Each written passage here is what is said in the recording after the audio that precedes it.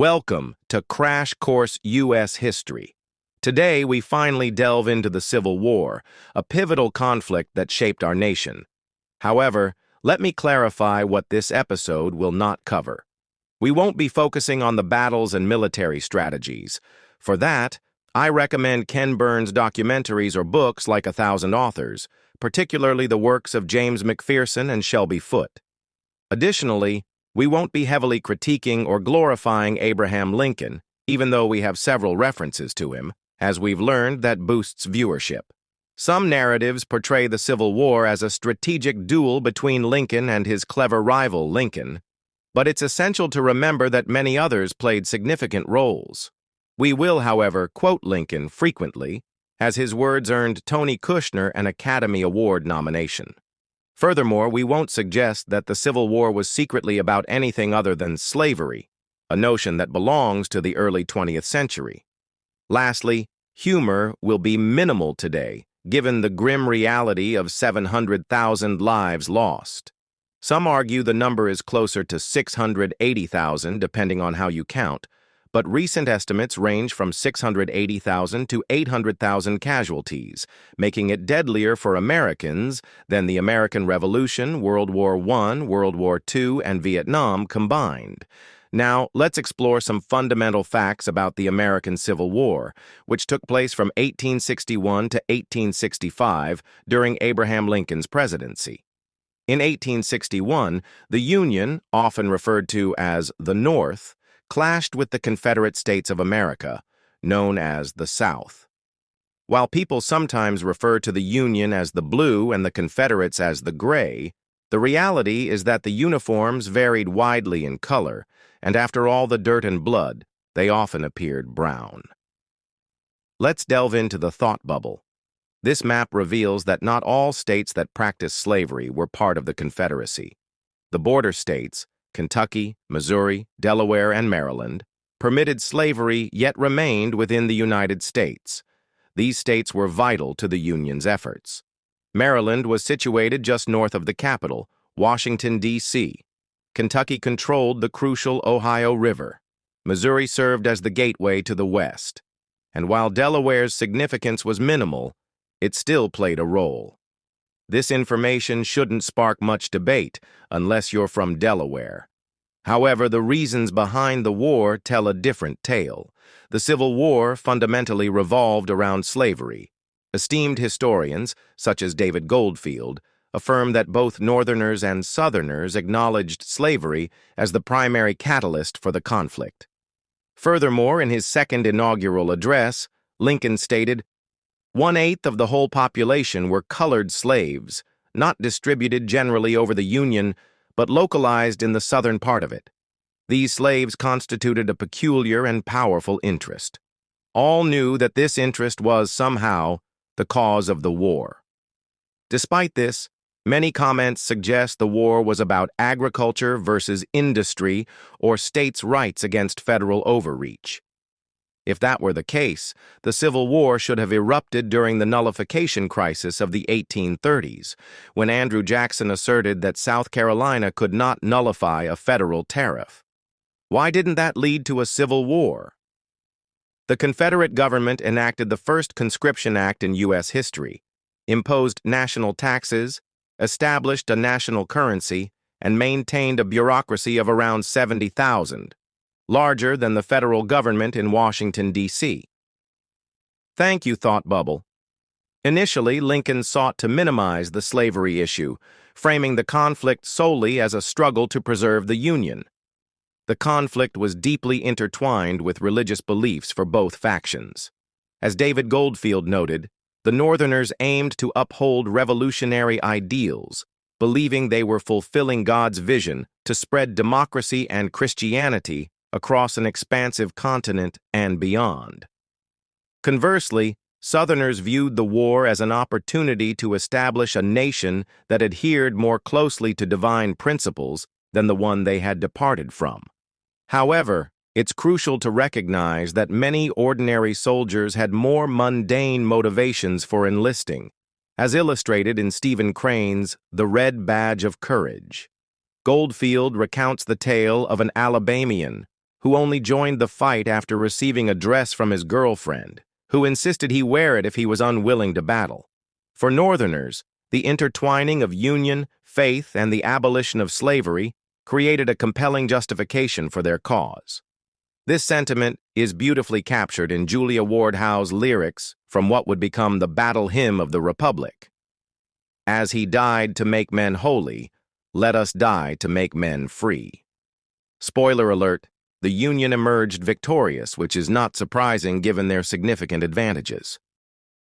They boasted a population of around 22 million compared to the South's 9 million, of which 3.5 million were enslaved individuals unlikely to support the Southern cause.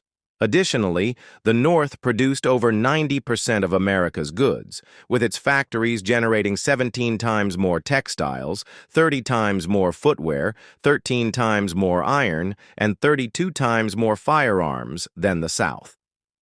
At the war's onset, the North also had 20,000 miles of railroad compared to the South's 10,000, facilitating the movement of an army that ultimately enlisted over 2 million men, while the Confederacy mustered only 900,000. Furthermore, Northern agriculture was more efficient, benefiting from mechanization to a greater extent than Southern farming practices. The South's primary advantage lay in its superior military leadership. Many of the most renowned generals of the Civil War, such as Robert E. Lee, Stonewall Jackson, and Jeb Stuart, hailed from the South, and they all left behind memorable last words. Lee famously instructed to strike the tent, while Jackson expressed a desire to cross over the river and rest under the shade of those trees. Jeb Stuart, mortally wounded, asked his friend, "Honey Bun, how do I look in the face?" In contrast, Union General Ulysses S. Grant's last word was simply water, which pales in comparison, especially considering he survived the war and went on to become president. This brings us to a compelling question. Was the outcome of the war predetermined? The Confederacy faced the daunting task of forming a nation from the ground up, striving for unity among individuals who valued their state autonomy. Additionally, class conflicts complicated matters, particularly since the elite often avoided combat. However, if we focus solely on the warfare aspect, the notion of the Union's certain victory becomes more complex. Some argue that the Confederacy merely needed to endure longer than the North, similar to Washington's strategy against the British. The theory suggested that a war of attrition would eventually erode Northern determination. Yet, two significant issues arise. The North's overwhelming resource advantage would prolong the conflict, and a war of attrition would also drain Southern resources much faster. Now, shall we move on to the mystery document? The rules are straightforward. Wow, that was quite intense. I am attempting to uncover the author of the mystery document. If my guess is correct, I won't be surprised, but I rarely am because Stan complicates things too much. Let's examine what we have today.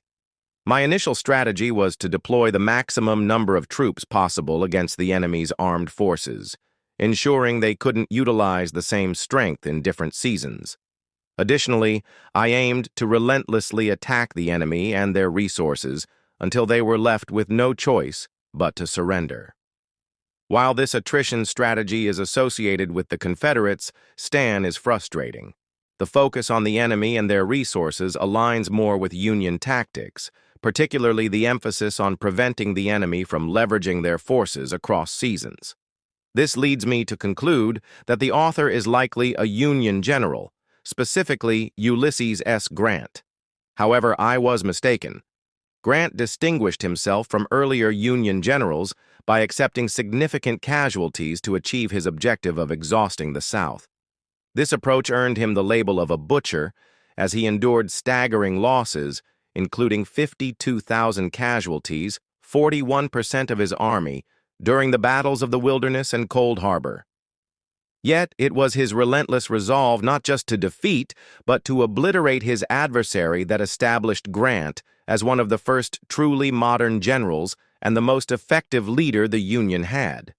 Grant's harsh tactics, combined with the North's overwhelming resource advantage, suggest that the Civil War's outcome was likely predetermined, but it also highlights reasons to be cautious about that assertion.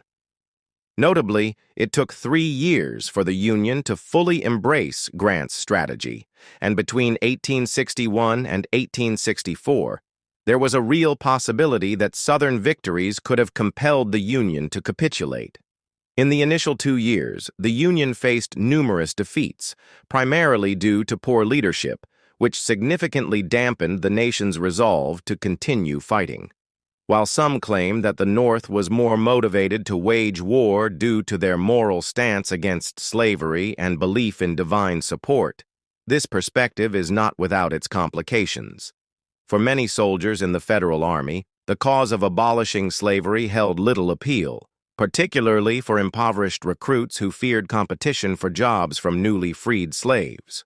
Furthermore, while we recognize the injustice of slavery, many Southerners who fought for the Confederacy viewed their struggle as a fight for their own liberty rather than a defense of slavery. Ultimately, motivation in warfare is complex, and I align with historian James McPherson's view that motivation fluctuates with victories, and the war's outcome hinged on several pivotal moments. We will focus on 2 critical events, July 1863 and August 1864. July 1863 marked significant Union victories, including General Grant's successful siege of Vicksburg, Mississippi, which granted the North control over the lower Mississippi River. By that time, the North had already secured New Orleans, effectively crippling the Confederates' ability to transport cotton and other goods via the river. Following this, Grant shifted his focus to the east, where the Battle of Gettysburg unfolded in early July 1863. This battle represented General Lee's most ambitious offensive into Northern territory, and a Confederate victory could have incited widespread panic in major cities like Philadelphia and possibly New York. In fact, New York was engulfed in panic during the draft riots, which resulted in over 100 fatalities and only ceased when troops from Gettysburg were deployed. While I won't delve into the specifics of these battles, they significantly altered the course of the war in favor of the North, though not swiftly enough to conclude the conflict. The Confederate forces would never again pose a threat to a northern city. August 1864 marked another pivotal moment that foreshadowed the Confederacy's downfall, particularly when Union General Sherman captured Atlanta. This city was crucial as a railroad and manufacturing hub, but its political significance was even greater, occurring just before the 1864 election. This election represented the last opportunity for the Confederate States of America to secure victory in the Civil War. It's often overlooked that Lincoln had to campaign for re-election amidst the war. By the summer of 1864, public sentiment was turning against the war, and Lincoln's chances of re-election appeared slim. However, the fall of Atlanta shifted public opinion in Lincoln's favor, effectively eliminating any chance for his Democratic rival, former General George McClellan, to win. This was a critical moment for the war, as Lincoln was dedicated to achieving a Union victory, while McClellan's commitment was far less certain. This highlights a significant aspect of American history. The war's outcome was determined not only by military successes, but also by political maneuvers. Next, we will explore the Civil War's repercussions and the lingering questions it has raised, such as the true identity of the individuals who freed the slaves. Until then, thank you for watching.